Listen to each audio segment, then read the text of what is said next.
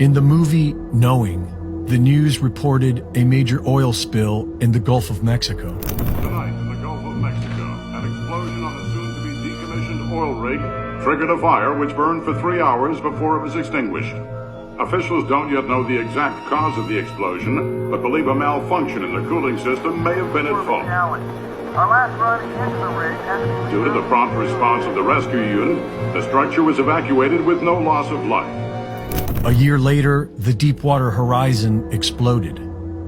6 months before 9/11, a lone gunman episode showed us the World Trade Center being targeted by a hijacked passenger plane.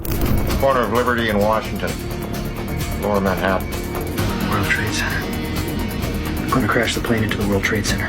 And last year's film, White Noise, was about a train wreck that poisons a small town in Ohio.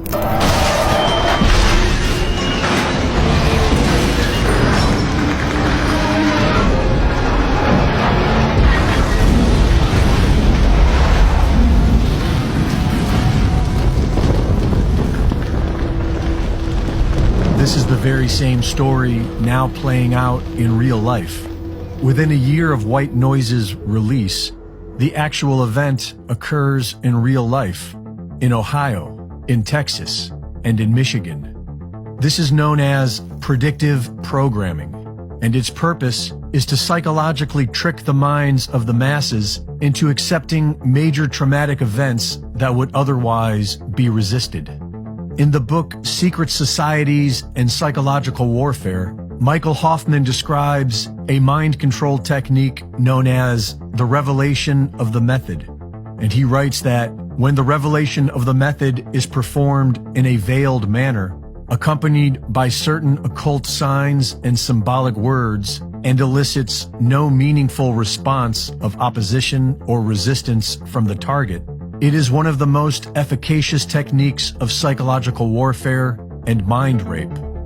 Sarah Elkhaldy of the Alchemist YouTube channel does an excellent job of explaining all this. According to Elkhaldy, there is a law of nature in this universe that compels the dark occult to first gain our consent before trespassing against us, because they believe this protects them from the natural laws of cause and effect. They offered, and we accepted, so it's all fair. A lack of response to an action is often taken as an approval of that action. And there is an old Latin proverb that says, "He who is silent when he ought to have spoken and was able to, is taken to agree." Silence is considered by many to be a form of consent. And so it is through a veiled performance of the revelation of the method technique that these dark occultists believe they are gaining our consent, what we know as predictive programming. With predictive programming, the minds of the masses are impregnated with visuals of a major event before it happens. This is done through all forms of media and can be very subtle so that nobody notices. But the subconscious mind notices everything and can easily be programmed through repetition. And so these controllers repeat whatever it is that they want us to accept as reality. Because these images are delivered to us through entertainment, they elicit no meaningful response of opposition or resistance, and so we accept them, subconsciously.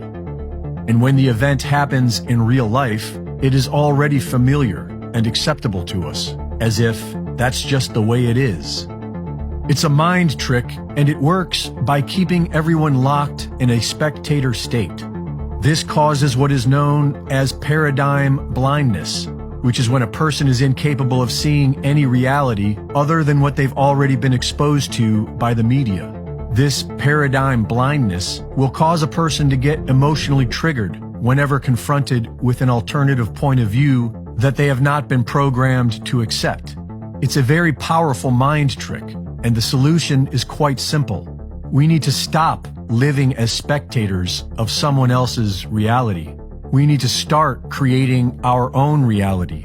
And we need to remember how to say no, because they offer it to us and we accept it.